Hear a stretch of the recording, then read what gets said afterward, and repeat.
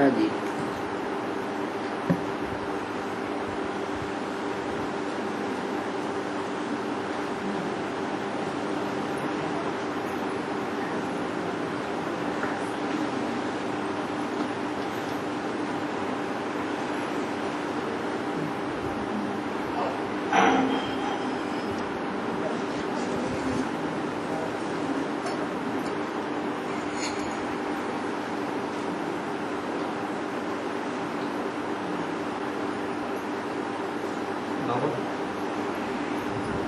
Next to God Prajapita, next to God Shankar, next to God Narayan और next to God Krishna. संगम युगी कृष्ण का ही गायन है और पर्सनैलिटी एक ही है। हाँ जी। और जो हद के लोग बोलते हैं गीता का भगवान कृष्ण है, तो उन लोगों को कैसा समझेगा?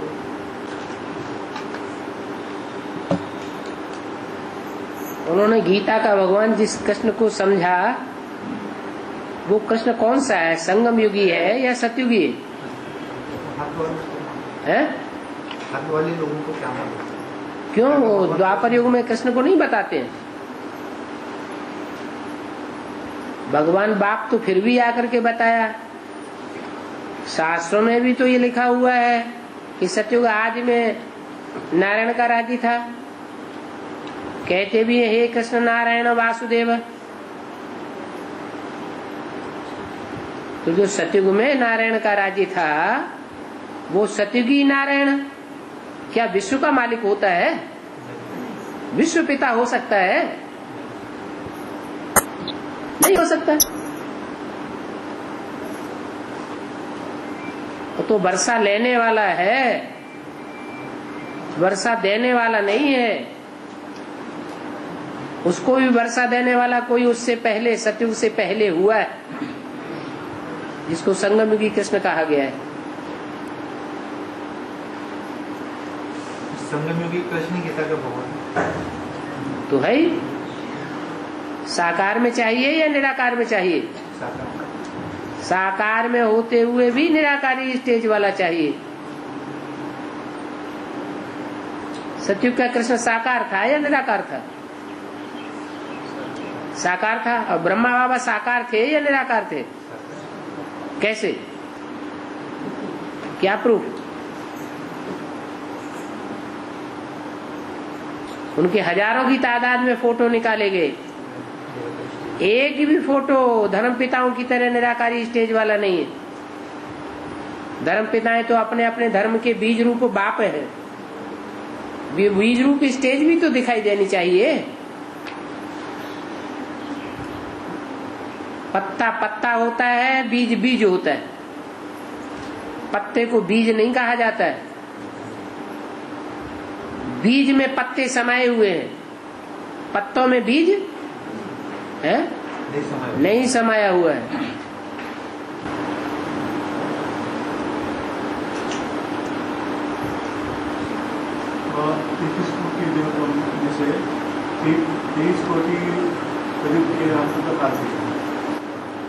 द्वापर के आदि से लेकर के कलयुग अंत तक 23 करोड़ देवताएं परम धाम से इस सृष्टि पर उतरते हैं। वो किस कुल के हैं? इस्लाम कुल के हैं, बौद्धिक कुल के हैं, क्रिश्चियन कुल के हैं, या कोई पुराना कुल है जिस कुल से आते हैं?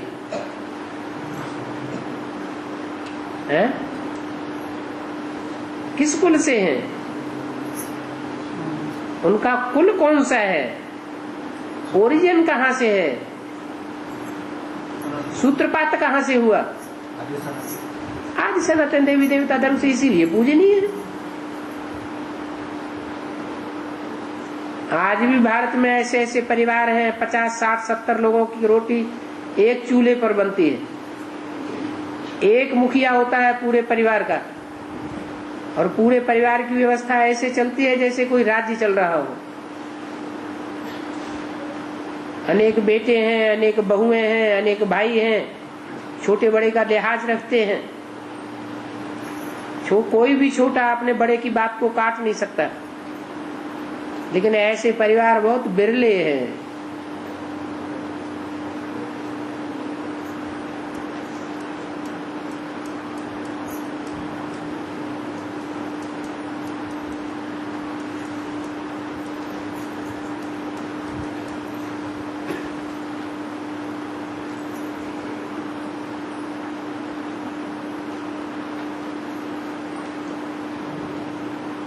कोई भी परिवार में सुख शांति का मूल कारण क्या होता है?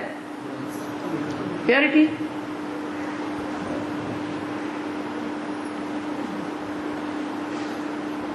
इम्प्योरिटी जब बढ़ती है तो लड़ाई झगड़े होते हैं।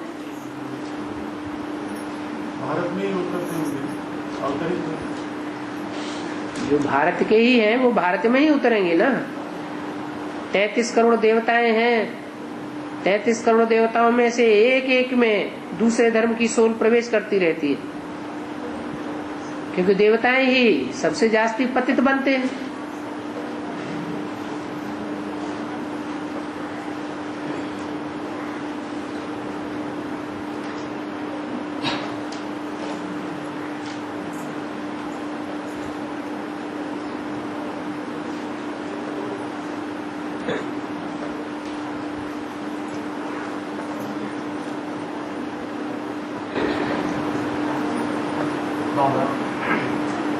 बाबा कहते हैं कि शेरने का तो सोने के बर्तन नहीं कर सकता, तो ज्ञान जल, ज्ञान अमृत और ज्ञान दूध किसे कहेंगे? ज्ञान जल, ज्ञान दूध और ज्ञान अमृत किसे कहेंगे? एक ही बात तो है।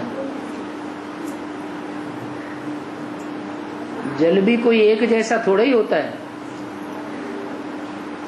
एक जगह का जल और दूसरी जगह का जल अंतर होता है या नहीं होता है? अब डायरेक्ट परमात्मा से जो जल आएगा, जिसमें किसी की कोई बात की मिक्सचरिटी न हो, तो अंतर होगा या नहीं होगा? वही शेरनी का दूध है।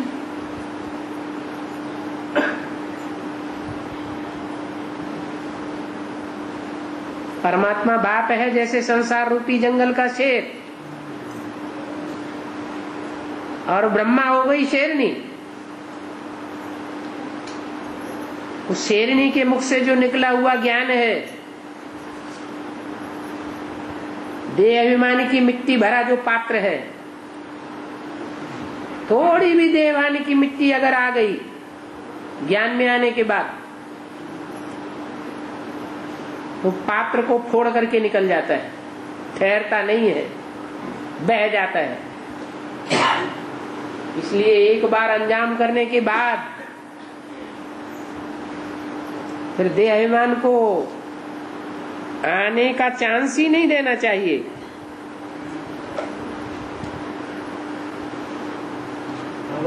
भाई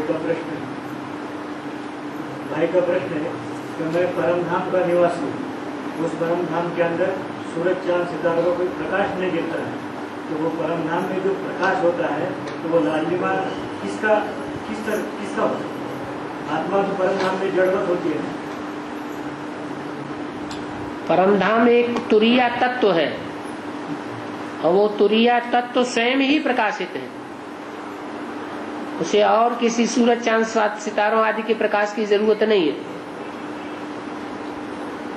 वो परमात्मा का लोक है।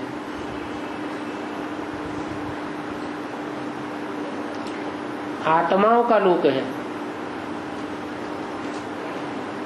आत्माएं ही सिर्फ वहां वास करती है। कोई स्थूल जड़ तत्व का वहां वास नहीं है। जड़त्व या अंधेरा पैदा करने वाले वो सब इस दुनिया के हैं। स्वयं प्रकाशित लोक है।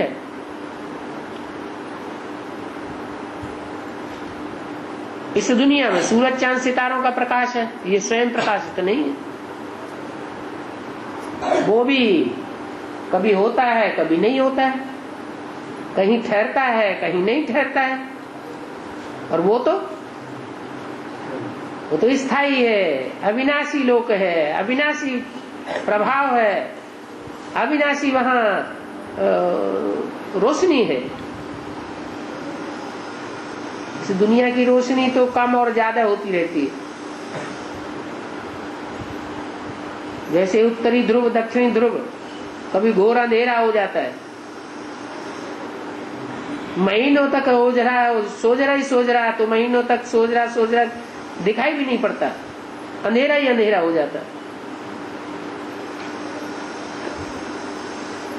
तो वो शाश्वत लोक है, इसलिए शाश्वत उजेला है।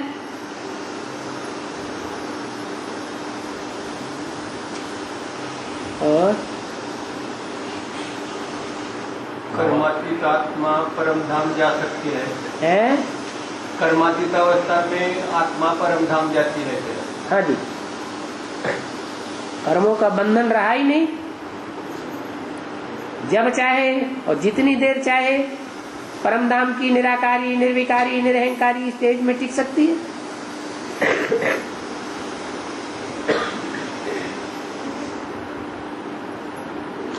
कर्मों का बंधन है तो कोई न कोई 63 जन्मों वाली हिसाब किताब वाली आत्मा आके सामने खड़ी हो जाएगी।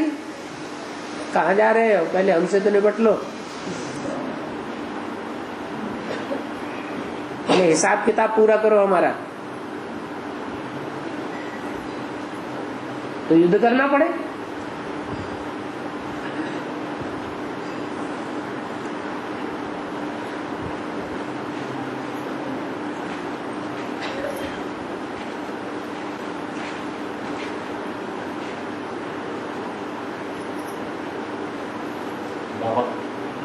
हमारा एक अलग प्रश्न है, इस दुनिया में जो कीटक है कीटक, इस दुनिया में जो कुछ बारीक बारीक जो कीटक है, कीटाणु और पशु, पक्षी, पेड़, ये तो जान है ना? इसमें तो जान है ना? ज्ञान जान आत्मा है ना? आत्मा है। हाँ, तो इनका पिता कौन है? कोई परमपिता परमात्मा। परमपिता परमात्मा, ठीक है। आप परमपिता परमात्मा है तो इनको जानवरों को ऐसे शरीर क्यों दिया है? दिया थोड़ा ही हो, तो बनाया है नाटक। किसने बनाया है? बनाया नहीं, बनाया तो कब बनाया गया? ये सृष्टि तो अनादि है। ये जो शरीर न बनाया आत्मा बनाई जाती है, न परमात्मा बनाया जाता है, और न 5 तत्व बनाए जाते, न ये सृष्टि बनाई जाती। मेरा प्रश्न है, इनको जानवर का शरीर किसने दिया है? शरीर उनका वजह क्या? अरे ये 5 तत्वों से ही सब प्रकार के शरीर बनते हैं। क्या मनुष्य का, क्या पशु का, क्या पक्षी का, क्या कीटाणुओं का, सबके शरीर मनुष्य को क्यों नहीं दिया जाता? 5 तत्वों से ही बनते हैं। ये मनुष्य को क्यों नहीं दिया जाता है जानवर? अब ये कोई कहे कि ये ड्रामा है और ड्रामा में इस व्यक्ति को ही हीरो हीरोइन का पार्ट क्यों दिया गया, दूसरों को क्यों नहीं दिया गया? अरे नाक यहाँ क्यों ही रखी गई, यहाँ क्यों नहीं रखी गई? ये कोई प्रश्न थोड़ा ही होता है। ड्रामा में ऐसा ही नूड है। ऐसा है, मनुष्य को जानवर का शरीर क्यों नहीं देता है बाबा? ये कहना है। मनुष्य शरीर मनुष्य में ही जाता है। मनुष्य शरीर में ही वो पाप कर्म भोग सकता है ज्यादा से ज्यादा, तो दूसरी योनि में जाने की क्या दरकार है? नहीं, ये जानवर बनाने की वजह क्या है? जानवर बनाए नहीं जाते, बने बनाए हैं। जानवरों की जो आत्मा है, मनुष्य के लिए मॉडल है क्या जानवर? मॉडल नहीं है। क्या है? मनुष्य के लिए एक मनुष्य हम जानवर से सीखते हैं ना? मनुष्य के लिए खेल खिलौना है। ये सारी दुनिया मनुष्य के लिए बनी हुई है। हमारा कहना है जानवरों से हम सीखते हैं, तो जानवर सीखते हैं कि हम सीखते हैं? जानवरों से सीखते हैं जब तमोप्रधान बन जाते हैं तब। अच्छा, सतयुग में देवताएं कोई जानवरों से नहीं सीखते थे। अच्छा, ये आसमान में अभी हम ब्राह्मण हैं ऊंचते ऊंच, तो न जानवरों से सीखते हैं न विद्वान पंडित आचार्यों से सीखते हैं। हम किससे सीखते हैं? हम ऊंचते ऊंच परमपिता परमात्मा से सीखते हैं, जो जानवरों में प्रवेश नहीं करता है, जानवरों के आके पढ़ाई नहीं पढ़ाता है। किसको पढ़ाता है? मनुष्य को। मनुष्य एक मन वाला प्राणी है, जानवरों को मन नहीं होता है। ये जो तारे ग्रह वगैरह जो है, ये भी अनादि है क्या? बिल्कुल अनादि है, बगैर मतलब का। वहाँ तो कोई मनुष्य सृष्टि नहीं है, कीटाणु नहीं है, कोई भी नहीं है। एक सोचने की बात है, एक पृथ्वी पर ही इतना अंतर है कि उत्तरी ध्रुव और दक्षिणी ध्रुव पर कोई भी जीव जंतु नहीं है, क्योंकि सूरज की किरणें तिरछी पड़ रही है, वहां जहां सीधी किरणें पड़ रही है वहां आसपास जीव जंतु हैं। तो पृथ्वी पर ही थोड़ी दूरी होने से कोई जीव जंतु वहां नहीं है, तो और सितारे और सूरज और चांद ये तो कितने नजदीक हैं और कितने दूर हैं, वहां तो जीव जंतु होने का सवाल ही पैदा नहीं होता। नहीं, प्रकाश वर्ष है कार्य। जीव जंतु होने के लिए एक निश्चित दूरी चाहिए, वहीं पर जीव जंतु हो सकता है। इसलिए कोई भी मंगल ग्रह है, कोई शुक्र ग्रह है, कोई भी ग्रह उपग्रह के ऊपर जीव जंतु नहीं है सिवाय एक पृथ्वी। अरे प्रकाश वर्ष दूर तारे जो है वो, ये प्रकाशित जो सितारे हो रहे हैं ये सूर्य के प्रकाश से प्रकाशित हैं, स्वयं प्रकाशित नहीं है।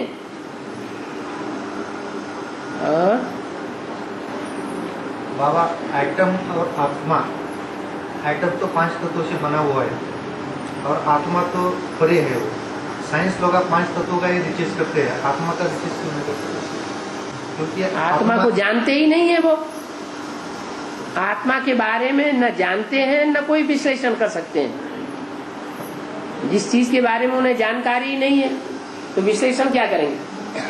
उनकी है ही इतनी जड़ तुम्हें बुद्धि कि जिस पेड़ की डाली पर बैठे हुए हैं, सांस ले रहे हैं, जिंदगी जी रहे हैं, उसी पेड़ की डाली को एटम बम बना के काट रहे हैं। कैसी तमापुरान बुद्धि हो गई?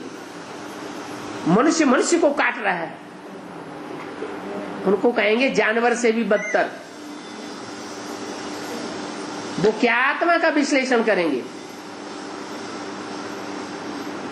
उनके भाग्य में ही नहीं है आत्मा का विश्लेषण। वही भगवान बाप आता है तब समझाता है, और वो भी जल्दी नहीं समझते हैं। जब अच्छी तरह नाक रगड़ जाएगी तब कहेंगे ओ गॉड फादर।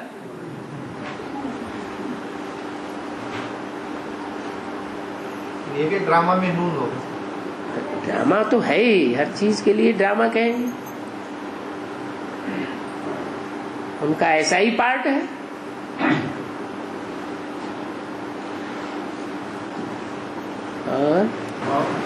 पृथ्वी पर तो सजी सृष्टि है, दूसरे ग्रहों पर नहीं है, मगर अन्य सूर्य मालिका है या नहीं, इसका प्रमाण क्या है?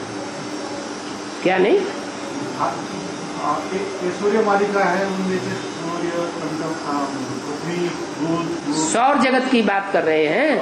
ऐसे अलग सूर्य मालिका है या? ये तो आप एक कल्पना कर रहे हैं। आपकी कल्पना है कि जैसे ये सौर मंडल है और उसमें ढेर सारे चांद सितारे ग्रह उपग्रह हैं, ऐसे और भी सूरज होंगे, लेकिन ऐसा नहीं है। प्रमाण है, यही प्रमाण है। जो चीज नहीं है उसका प्रमाण था। जिस चीज को हम देख रहे हैं सामने उसको प्रमाण नहीं मानते। ये क्या बात हुई? जिस चीज को हम सामने देख, प्रत्यक्ष को प्रमाण की जरूरत है। हम कहें सूरज नहीं है, अरे सूरज तो प्रत्यक्ष निकला हुआ है, और जो है ही नहीं उसके लिए हम प्रूफ ढूंढे। अनुमान से नुकसान होता है, अनुमान नहीं लगाना चाहिए।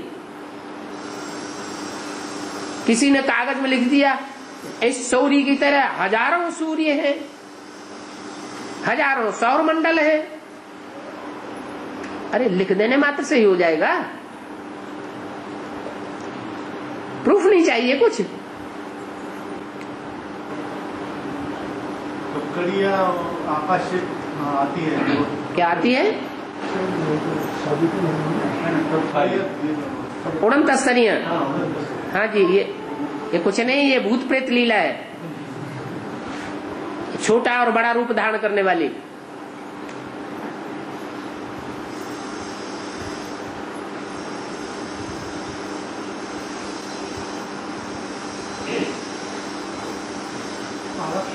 बाबा कहते हैं षष्ठी चक्र घुमाओ, ये घुमाना तो बुद्धि में होता है। क्या? विष्णु के चित्र में उसके दाएं हाथ के तर्जनी पर उनका भाव बताया जाता है। ठीक है, तर्जनी में बुद्धि का कोई अन्य संबंध है क्या? हाथ का कोई संबंध है? हाथ का क्या कनेक्शन है? हाथ का काम क्या है? हाथ का काम है कैच करना, बुद्धि का काम भी है कोई संकल्प को कैच करना। अब इस हाथ सिर्फ अकेला ही कैच करता है या अपनी सहयोगी उंगलियों के द्वारा कैच करता है? तो उंगलियां भी हाथ का काम करती हैं। जैसे हाथ कैच करने का काम करता है, पकड़ने का काम करता है, ऐसे उंगलियां भी मिलकर के कैच करने का काम करती हैं। तो उंगलियां भी जैसे कि बुद्धि हो गई, बुद्धि से ही चक्र घुमाया जाता है। अब कोई अपने पूरे हाथ की ताकत लगा देता है तो भी सच्चे चक्र नहीं घूमता। ज्ञान के चक्र में बुद्धि लगती नहीं है, और कोई सिर्फ छोटी सी उंगली लगा रहा है, तर्जनी उंगली लगा रहा है, और उसकी शक्ति से ही सारा सच चक्र घुमाता रहता है। पूरे हाथ की ताकत लगाने की भी दरकार नहीं है। ये तो अपनी अपनी बुद्धि का कमाल है।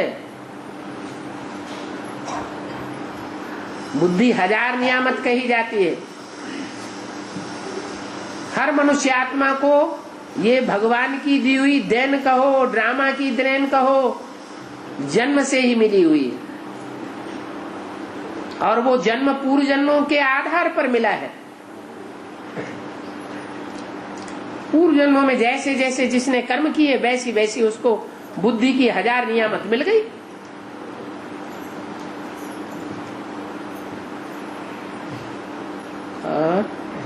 बाबा, वास्तुशास्त्र में अष्टदेव की दिशा बताई है, तो हर एक अष्टदेव की दिशा यानी दिशा वाले अष्टदेव है क्या? क्यों नहीं है? भगवान कहाँ से उदय होता है? कौन सी दिशा से उदय होता है? ईशान्य से। है? ईशान्य से। ईशान कौन माने? उत्तर और पूरब का कोना। सूरज उत्तर पूर्व के कोने से ही निकलता है ना, तो गलत क्या है? वो है जड़ सूर्य और ये है चैतन्य सूर्य। कहाँ से निकला? कौन से जोन से पकड़ा? पूर्वी बंगाल से पकड़ा इस रथ को। गीता में भी लिखा हुआ है, मैं जब आता हूं तो पहले पहले सूर्य को ज्ञान देता हूं। वो प्रजापिता हो गया ज्ञान सूर्य। ईशान कोण में शंकर जी को दिखाया हुआ है, उसका नाम दिया है ईश्वर। ईश माने शासन करता, वर माने श्रेष्ठ। जो भी शासन करने वाले श्रेष्ठ श्रेष्ठ राजाएं हैं दुनिया के, वो 8 हैं। अष्टदेव कहा जाता है। उनमें से श्रेष्ठ का नाम क्या दिया? ईश वर। क्या हुआ मिला के? ईश्वर। तो वास्तुशास्त्र हो, चाहे साइंस हो, चाहे ज्योतिष शास्त्र हो, एक टाइम ऐसा भी आना है भविष्य में, निकट भविष्य में, ये सब शास्त्र मिलकर के एक ही बखान करेंगे कि ईश्वरीय ज्ञान ही सच्चा है 100%। बाकी और जितने भी मानवीय ज्ञान है, चाहे वो वास्तुशास्त्र हो, चाहे वो ज्योतिष शास्त्र हो, चाहे वो साइंस हो, गणित शास्त्र हो, सब झूठे साबित हो जाते। या यूं कहें कि एक ईश्वरीय ज्ञान से ही सब प्रकार के ज्ञान निकलते हैं।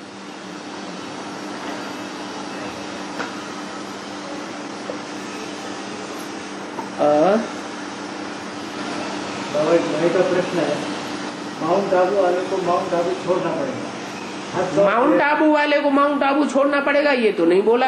का माउंट आबू ये तो बोला ही नहीं। आप शब्दों के अर्थ को नहीं बदलिए।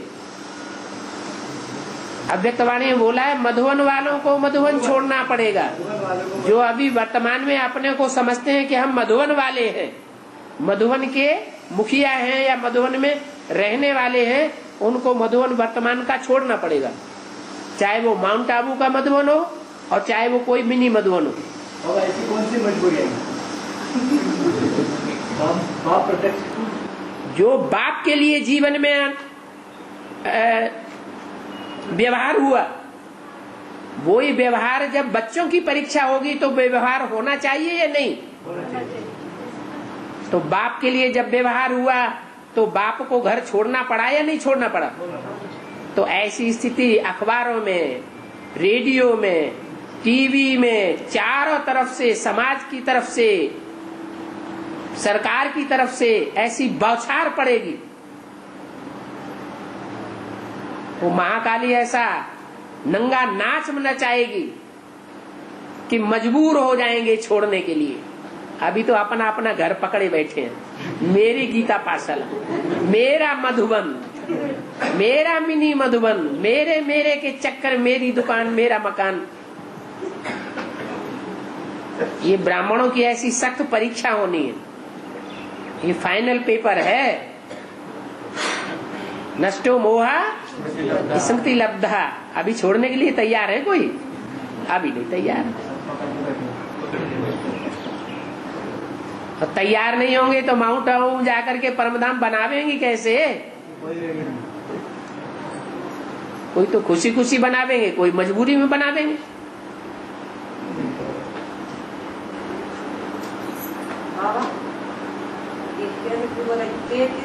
देवता उनमें से 23 करोड़ देवता ऐसे होते कि सतयुग के अंत में आते हैं और वापस जाते हैं, वो सतयुग में आते ही नहीं।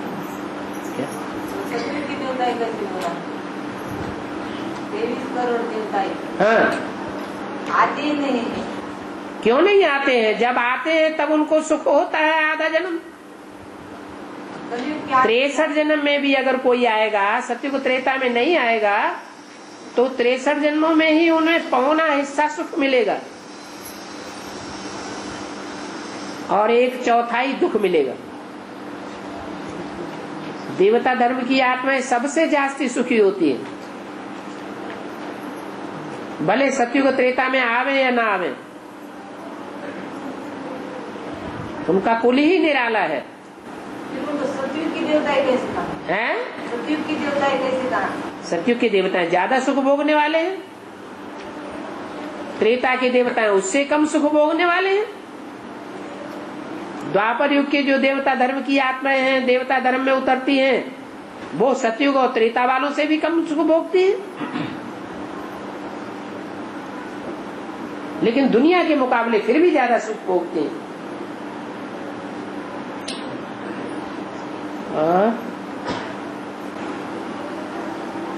जो आत्माएं गीता पाठशाला में एक बार भी क्लास को नहीं आते हैं, तो उनको बाबा ने की बात बताना चाहिए नहीं, कांटेक्ट भी नहीं रखते। एक बार बताने से आ जाते हैं, बताने संगठन को भी नहीं आते बताए। अच्छा, संगठन में बुलाएं तो आ जाते हैं? नहीं आते। तो फिर तो बाबा आने के बाद आते।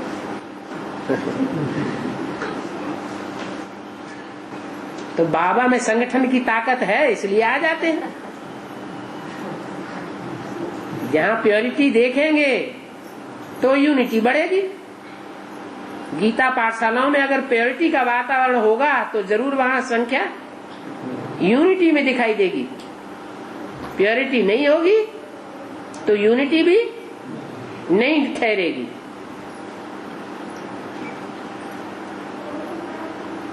बुलाने करने की दरकार ही नहीं।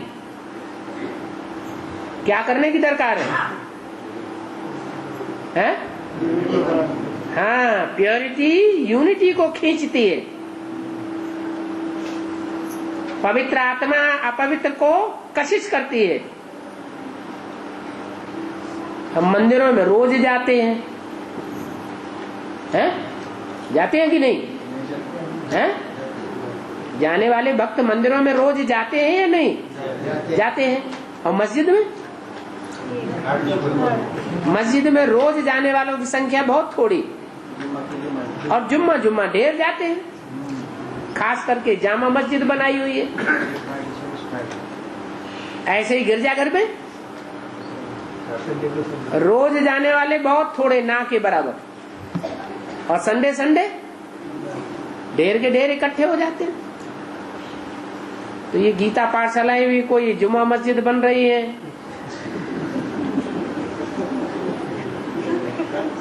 कोई गिरजाघर बन रहे हैं।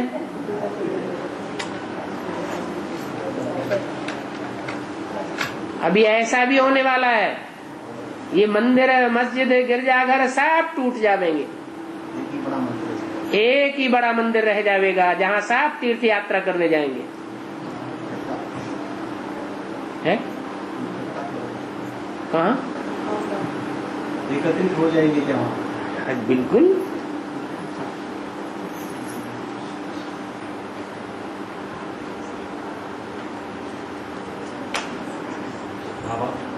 ये जो नर्वस सिस्टम है, जो नर्वस सिस्टम है, कंप्लीट नर्वस सिस्टम, यही आत्मा है क्या? ये क्या होता है? Nervous system, complete nervous system, शरीर का जो कंप्लीट नर्वस सिस्टम है वही आत्मा है क्या? Nervous system? हाँ, नर्वस सिस्टम। नर्वस माने नसों नाड़ियों का सिस्टम। हाँ। वो क्या है? वही आत्मा है क्या? क्योंकि उनके जरिए वो काम होता है। आत्मा तो ऐसे है जैसे शरीर में राजा और नसें नाड़ियों तो 16,000 हैं। हाँ।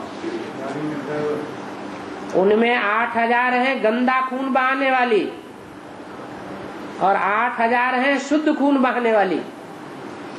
तो ब्लड सर्कुलेशन ऐसे ही जो विराट पुरुष आत्मा है उसकी भी 16,000 नसें नाड़ियां हैं जिन्हें गोपियां कहा जाता है, गोप गोपियां। उनमें 8 हैं रुद्रमाला की, गंदा खून बहाने वाली, जन्म जन्मांतर के राजाएं। ये जो प्योर ब्लड है, इम्प्योर ब्लड फैलाने वाली, ये जो प्योर ब्लड है वो आत्मा है क्या? अभी बताया नसें नाड़ियां 2 प्रकार की है, एक गंदा खून बहाने वाली और एक शुद्ध खून बहाने वाली। तो नसें नाड़ियां उनको आत्मा नहीं कहेंगे। ये जो खून है लाल, वो लाला खून माने संकल्प, खून माना संकल्प। जैसे स्थूल खून होता है, नसों नाड़ियों में स्थूल में बहता है, ऐसे ये भगवान की जो 16,000 गोप गोपियां हैं इनमें शुद्ध और अशुद्ध खून बहाने वाली नसें नाड़ियां हैं। जो जन्म जन्मांतर के राजाएं हैं रुद्रमाला के 8,000, ऐसी नसें नाड़ियां हैं छोटी बड़ी, वो अशुद्ध खून बहाने वाली है। और जो विजयमाला की आधी हैं वो शुद्ध खून बहाने वाली है, परंतु वो नसें नाड़ियां विराट रूप भगवान नहीं है, आत्मा सुप्रीम सोल नहीं है। सुप्रीम सोल है उन सबको कंट्रोलर। जैसे 16,000 की माला में ऊपर का जो युगल मणका है वो है कंट्रोल्ड करने वाला, ऐसे ही 108 की माला है, उनमें 54 है लेफ्टिस्ट और 54 है राइटियस। ऐसे ही ब्रह्मा की 1000 भुजाएं हैं, 500 है लेफ्टिस्ट और 500 है राइटियस। राइटियस खून बहाने वाली, उनको कह सकते हैं ये बेहद के खून बहाने वाली नसें नाड़ियां रूपी आत्माएं हैं। हर एक आत्मा में अपने अपने तरीके का खून बहता है। एक के अंदर का जो खून है, खून की सरणी है, वो दूसरी आत्मा के खून की सरणी से मिलती नहीं है। खून की जाति एक हो सकती है, लेकिन एक जैसा खून सबके अंदर बहे या 2 के अंदर बहे ये नहीं हो सकता। एक के संकल्प न मिले दूसरे के संकल्प हो सकते। संकल्प है बीज, बीज से फिर वाचा, वाचा के बाद फिर कर्म। एक के संकल्प न मिले दूसरे से, एक की वाचा न मिले दूसरे से, एक के कर्म न मिले दूसरे से, ये जो ब्लड ग्रुप है 4 बताए हैं, हाँ जी, उसकी वजह क्या है? 4 प्रकार की आत्माएं हैं। कौन सी? जो ही बताया वो ग्रुप, ओ पॉजिटिव ग्रुप, वो सब में है। जिसका खून सब में दिया जा सके, सब से मेल खा जाए, वो हो गया ओ पॉजिटिव।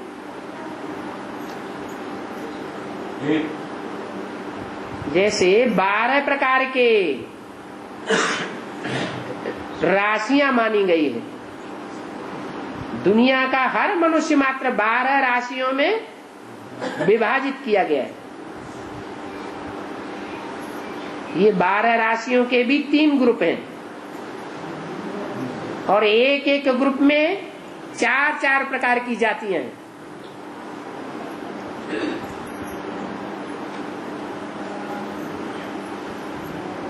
ऐसे ही मनुष्यों का खून भी 4 प्रकार की जातियों का है।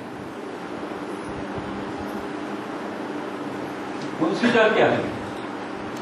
अब तो कोई भी नाम दे दो, नाम तो ये वैज्ञानिकों ने दिए हुए हैं ना, वैज्ञानिकों की भाषा ही अलग है। इतना तो जानते हैं कि हाँ 4 प्रकार का खून है। और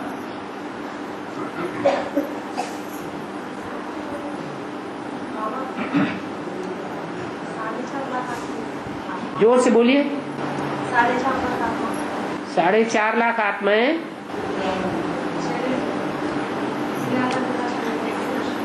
दुनिया का विनाश होने के 4.5 लाख आत्माएं विनाश तो अंत का विनाश नहीं देखेंगे, उनको क्या करेंगे? अंत का विनाश तो सिर्फ एक ही देखेगा, उनको क्या, उसको क्या कहेंगे? तो उनसे कहो क्या पूछना चाहते हैं, बात क्लियर नहीं हो रही है। मराठी भाषा में पूछ लो आपस में।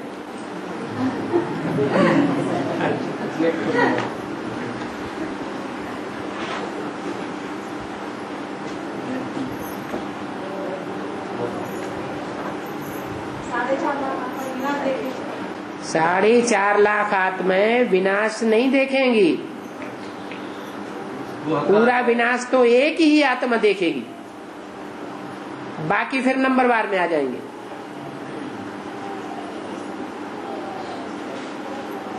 और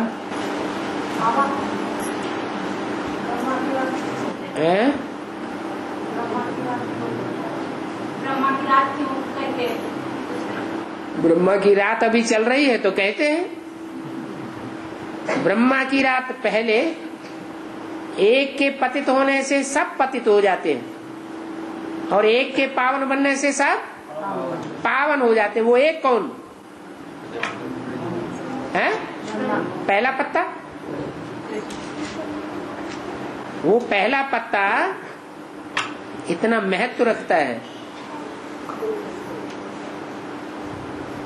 आ गई बात समझ में? और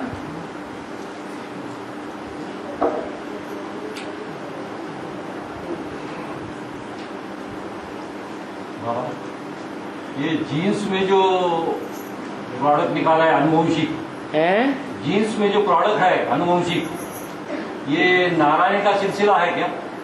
जीन्स क्या क्या जीन्स? जीन्स अनुवंशिक जो जीन्स है अपने माँ बाप के पिंड में जो जीन्स बनाते हैं, उनका जो अनुवंशिक जो लिंक लगती है वो नारायणी से सिलसिले से मतलब है क्या? First Narayan, second Narayan, third Narayan. अभी तो संक्रमण होता जा रहा है, इससे कोई कनेक्टेड है क्या वो? अरे अभी संक्रमण होता जा रहा है तो कनेक्टेड कैसे रहेगा? संक्रमण माना घोड़ा और गधा, एक है गधी और एक है घोड़ा, और दोनों का संक्रमण हो गया तो जाति बदल जाएगी या वैसी ही जाति बनी रहेगी? बदल जाएगी। ऐसे ही लक्ष्मी नारायण का जो कुल है, जहां से राधा कृष्ण का जन्म हुआ, सत्युग त्रेता में तो संक्रमण नहीं होता है, लेकिन द्वापर युग से नाम ही है द्वापुर। कैसा पुर? द्वैतवादी पुर। 2 में 4 का, 4 में 8 का, ऐसे संक्रमण होता जाता है, सारी दुनिया ही बदल जाती है।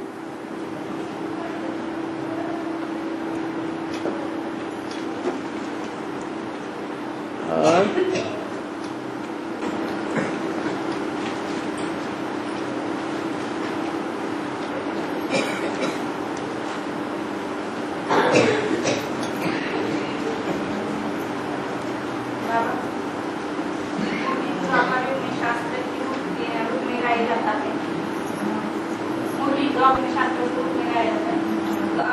मुरली द्वापर युग में शास्त्रों के रूप में गाई जाती है।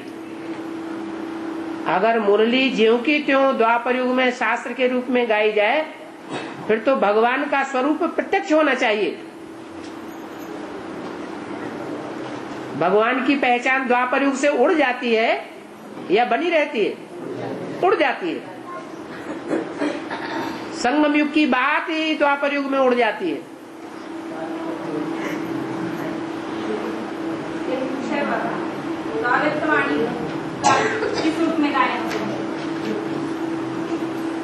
अव्यक्तवाणी भी तो मनुष्य रूप है। जैसे कवि लोग होते हैं, अपनी कविता करते हैं, वो कविता का वास्तविक अर्थ क्या है वो खुद भी नहीं जानते। भगवान बाप आकर के उन शास्त्रों का, उन कविताओं का, उन श्लोकों का सही अर्थ बताते हैं। ऐसे ही ये जो अव्यक्तवाणी है वो भी मानवीय वाणी है, लेकिन निराकारी स्टेज में सुनाई गई है, इसलिए उसमें भावना सच्ची भरी हुई है। उसका अर्थ भगवान बाप ही बताते हैं।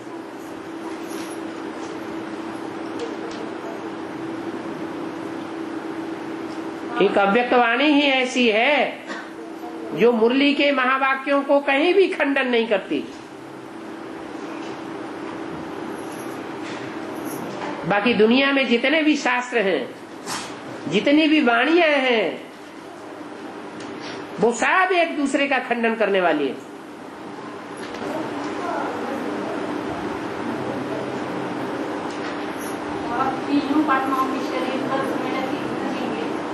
अपने अपने समय पर आत्मा प्रवेश करती है, शरीर से वह हट जाएगा। उसी तरह से जो सतयुग में प्राणी रहेंगे, सतोप्रधान जैसे गाय, मोर, तो इनके लिए शरीर कुछ वर्ष में लगेंगे। कुछ क्यों, जो भी जातियां होंगी इस तरह की दूसरों को दुख न देने वाली, वो रहेंगी। दुखदाई प्राणी नहीं रहेंगे, सुखदाई सब रहेंगे।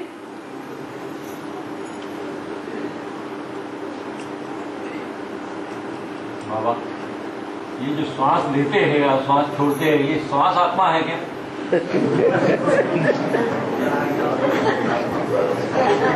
श्वास तो हवा है। हवा है क्या? आत्मा ये क्या? 5 तत्वों में से आदमी श्वास से जीता नहीं है। श्वास अगर नहीं हुआ तो आदमी जीता नहीं है, तो उसका मतलब क्या हुआ? आपने सुना ही नहीं है कि ऋषि मुनि ऐसे भी होते थे जो श्वास प्रश्वास को बंद कर देते थे? सुना कि नहीं सुना? फिर श्वास और प्रश्वास ये तो हवा है, 5 तत्वों में से एक तत्व है, ये कोई आत्मा नहीं है। 5 तत्वों से आत्मा तो तुरिया है, बिल्कुल अलग। उसको 5 तत्वों में बांधा नहीं जा सकता, बंधन में आ जाती है, वो एक अलग बात है। हवा को, प्राणवायु को हम प्राण नहीं कहेंगे। ये तो मनुष्य गुरुओं ने दतिंग निकाले। भगवान तो स्पष्ट बताते हैं आत्मा एक ज्योति है, रोशनी है, सितारा है, अति सूक्ष्म सितारा। इतना सूक्ष्म है जो इन आंखों से तो क्या, जैसे छोटे छोटे कीटाणु टेलीस्कोप से देखे जाते हैं, ऐसे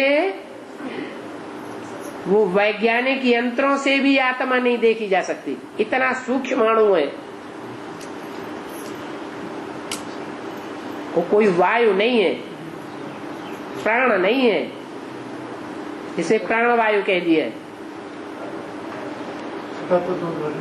है। छठा तत्व, तो वो छठा तत्व तुरीय तत्व परम धाम है, ब्रह्मलोक ब्रह्म तत्व है, वो भी जड़ है। लेकिन आत्मा तो चैतन्य है।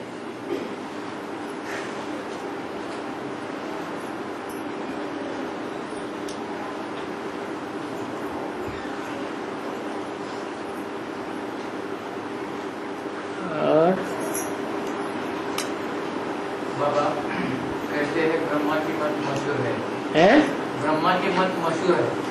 हाँ जी। ऐसे शंकर और विष्णु की मत मशहूर नहीं। शंकर शब्द का अर्थ क्यों भूल जाते हैं? शास्त्रों में जितने भी नाम आए हैं वो उनके काम के आधार पर आए हैं या ऐसे ही आ गए? तो शंकर का अर्थ क्या है? शंकर माने वर्ण, शंकर माने क्या?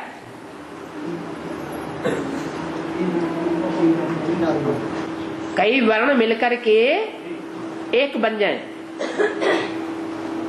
माता ब्राह्मण वर्ण की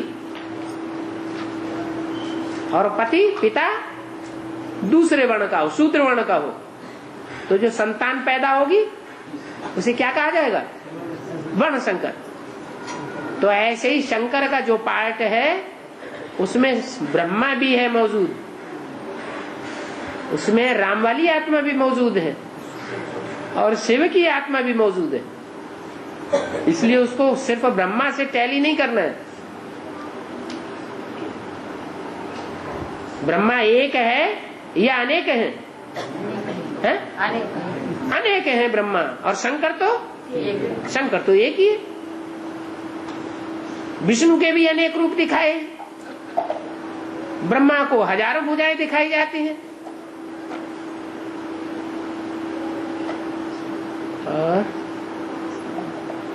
विराट विष्णु की भी है, ढेरों भुजाएं दिखाई जाती हैं। शंकर का पार्ट ही ऐसा है कि आदि से लेकर अंत तक सदाकाल का सहयोगी भुजा कोई बनी ही नहीं सकती।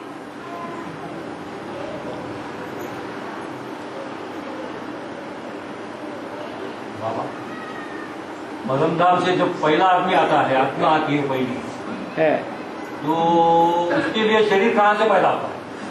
उसका शरीर यही योग बल से तैयार हो जाता है। जो विकारी शरीर के 5 तत्व हैं वो यही निर्विकारी बना करके जाती है। उसमें कोई रोग शोक नहीं रहता, बर्फ में ढक जाती है। कर्मातीत होने के बाद वो शरीर को यहीं त्यागती है और परमधाम में पहुंच जाती है। अपने टाइम पर फिर प्रवेश करती है। वो कोई एक शरीर थोड़े ही है, नंबरवार लाखों की तादाद में ऐसे शरीर हैं जो योग बल से अपनी काया को कंचन बनाते हैं। इसलिए मुरली में बोला है, मैं तुम्हारी आत्मा और शरीर रूपी नैया दोनों का खिवैया एक बाप हूं।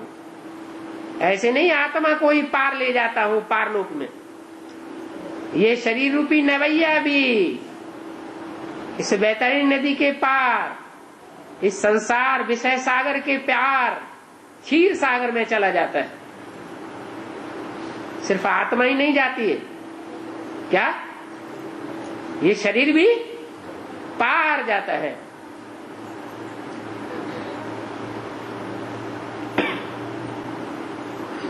बाबा, सतयुग में योग बल से संतान पैदा होती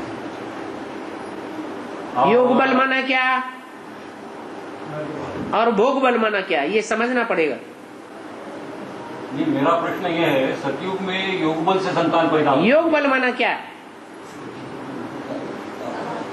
याद शक्ति। वहां याद करेंगे भगवान को, वहां भगवान की याद, भगवान का स्वरूप याद होगा देवताओं को? नहीं। फिर संतान कैसे पैदा होती? इसीलिए बताया कि आज के मनुष्यों को कहेंगे भ्रष्टाचारी और देवताओं को कहेंगे श्रेष्ठाचारी।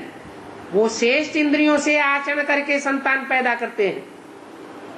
श्रेष्ठ इंद्रियां हैं ज्ञान इंद्रियां, जैसे आंख, ये श्रेष्ठ इंद्रिय है।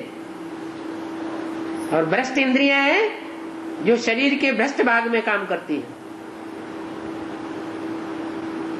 मेरा सवाल ये है कि ये जो सतयुग की बातें बताई है आपने, तो संगम की जो लक्ष्मी नारायण है वो वाइब्रेशन से संतान निर्माण करती है, तो योग और वाइब्रेशन में क्या फर्क है?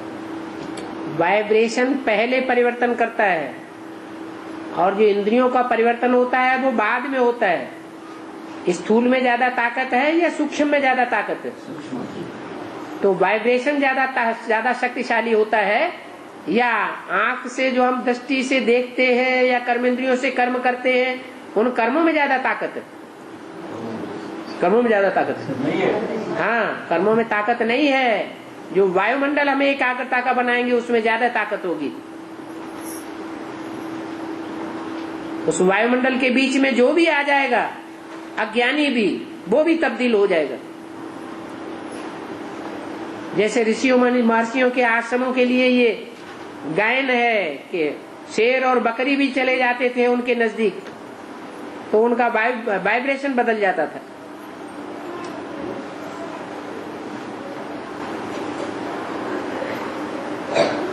बाबा, लक्ष्मी नारायण के मंदिर में पहले लक्ष्मी का नाम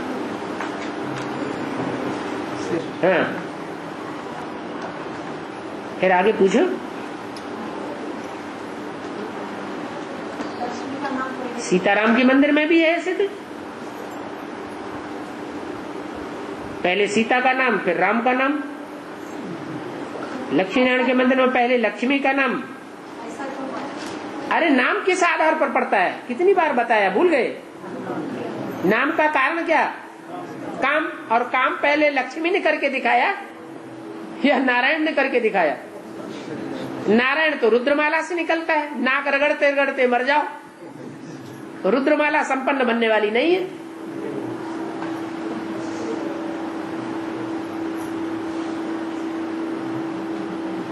पवित्रता की प्रैक्टिकल कार्य कौन करता है? लक्ष्मी करती है या नारायण करता है? प्रैक्टिकल पार्ट किसका है? वैष्णवी देवी का है या नारायण का है? वैष्णवी देवी का है। तो जो करे उसका नाम भी पड़े।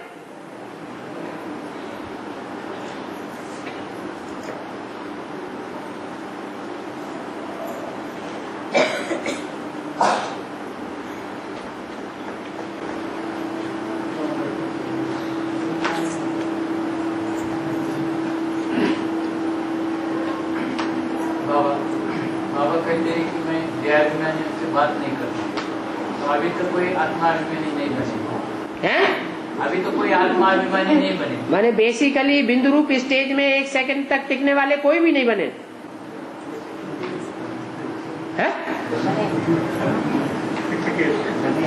अरे दीदी दादियां, उनकी अभी तक भी समस्या है बिंदी को कैसे याद करें।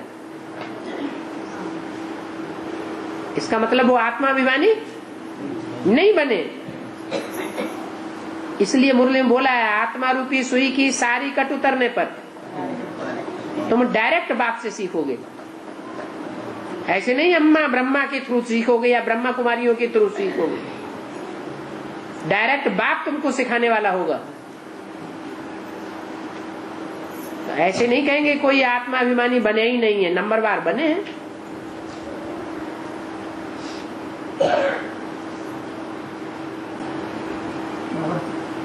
भक्ति में देवकी ने श्री कृष्ण को जन्म दिया और यशोदा ने पालन पोषण किया, तो देवकी और यशोदा का फर्क किसका? यशोदा विदेशी थी या स्वदेशी थी? विदेशी। यश देने वाले, भगवान को प्रत्यक्ष करने वाले विदेशी बने या स्वदेशी बने? विदेशियों ने बाप को प्रत्यक्ष किया और स्वदेशी भारत के कुंभकर्ण में क्या करते हैं? सोते ही रहते हैं। कर्म ऐसे हैं जो भगवान बाप को प्रत्यक्ष करने के बदले और ही गुप्त कर देते हैं। मुख से कोई कहे कि भगवान आया हुआ है और कर्म वैश्याओं के कर दे, लंपटों के कर दे, तो लोगों को विश्वास होगा? है? नहीं होगा। तो देवकी विकारों की जेल में पड़ी रही और उनको खुशी चढ़ गई कि हमें भगवान मिल गया, हमारे घर में आ गया। विकारों की बात ही उड़ गई।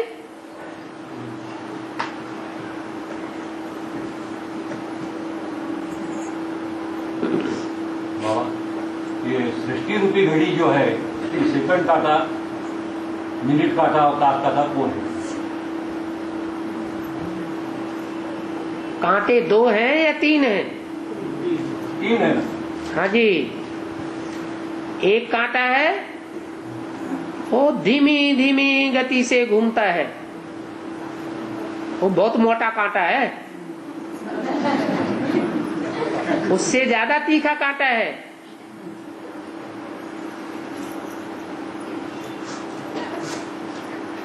और 12 घंटे में कितने चक्कर लगा लेता है? 12 चक्कर लगाता है। और मोटा कांटा 12 घंटे में, अरे इतना नहीं मालूम? जो घड़ी का मोटा कांटा है वो 12 घंटे में कितने चक्कर लगाता है? 1 चक्कर लगाता है। और जो पतला पतला लंबा है वो कितने चक्कर काटता है? 12 चक्कर काटता है 12 घंटे में। और एक और है, क्या? वो सेकंड का कांटा है। 1 मिनट में 60 सेकंड घूम जाता है।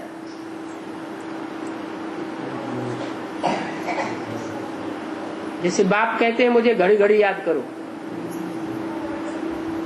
तो अभी तीनों कांटे समझ में नहीं आए? कौन कौन है, क्या क्या है, बताओ।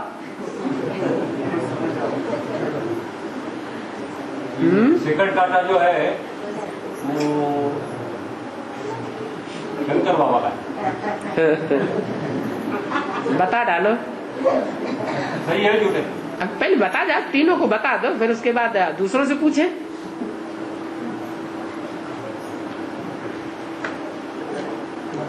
दूसरा कांटा जो है वो बड़ा ताश का जो कांटा है वो ब्रह्मा बाबा का है। मोटा कांटा? मोटा कांटा। अच्छा, तो चलो कम से कम इतना तो हुआ कि 9 दिन चले 2.5 कोस। क्या? कितने दिन चले? 9 दिन चलते रहे 12 दिन चलते रहे। कितना चला? बहुत थोड़ा। तो ब्रह्मा बाबा अपने सारी जिंदगी की पढ़ाई पढ़ते हैं। 1 पॉइंट की पढ़ाई गीता का भगवान कौन?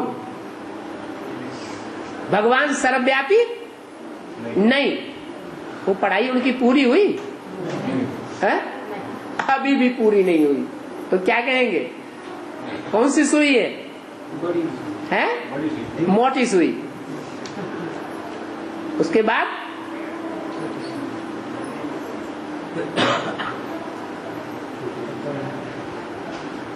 पतली सुई है, लंबी वाली। वो 12 घंटे में 12 चक्कर लगा लेती है। वो कौन है? प्रश्न तो मजेदार आया है, जवाब भी निकाल लेना चाहिए। चलो एक तो क्लियर हुआ, क्या है? हाँ, बड़ा कांटा तो क्लियर हो गया। ये बड़ा कांटा है क्या? सबसे बड़े दुख की बात कौन सी है? गीता का भगवान, ये सबसे बड़ी दुख की बात है। भगवान सर्वव्यापी नहीं, भगवान एक व्यापी है। एक व्यापी है सबसे बड़े सुख की बात, और सर्वव्यापी है सबसे बड़े दुख की बात। इस सारे सृष्टि चक्र में मुख्य कार्यकर्ता कितने हैं? तो अभी तक साहब ने इशारा दे दिया।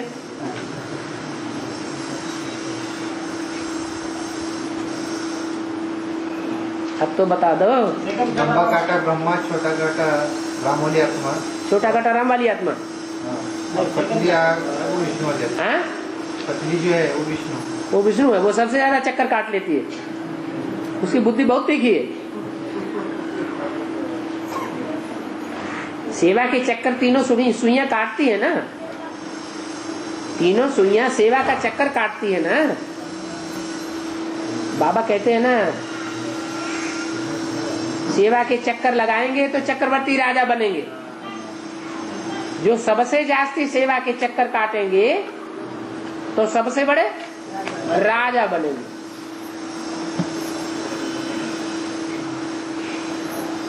लौकिक दुनिया दौड़ी के चक्कर काटते रहे बुद्धि, कर्मेंद्रियां, वाचा, तो सबसे बड़े बनेंगे या छोटे बनेंगे? है? फिर तो छोटे बन जाएंगे। कहाँ चक्कर काटे? ईश्वरीय सेवा में मनसा भी लगी रहे, तन से भी लगे रहे और वाचा से भी लगे रहे। तो बड़े से बड़ा जो चक्कर काटने वाले बनेंगे वो बड़े राजा बनेंगे। इसलिए खूब सुदर्शन चक्कर घुमाओ, चक्कर काटो ईश्वरीय सेवा के तो चक्रवर्ती राजा बनेंगे। तो कौन सी सुई सबसे जास्ती चक्कर काटती है? सेकंड काटा तो कौन है? एक है घड़ी घड़ी चक्कर काटने वाली और एक है घड़ी घड़ी तो चक्कर नहीं काटती, लेकिन 12 घंटे में एक चक्कर जरूर काट लेती है।